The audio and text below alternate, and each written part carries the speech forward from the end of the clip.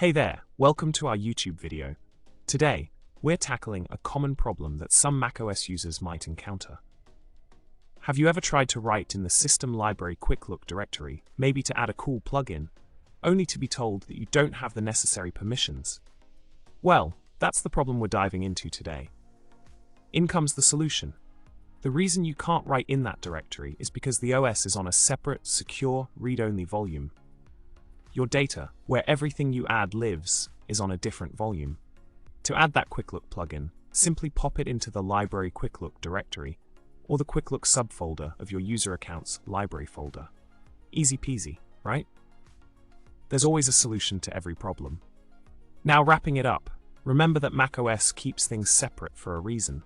By placing additions in the library folder instead of System Library, you're ensuring that everything runs smoothly and you know exactly what you've added.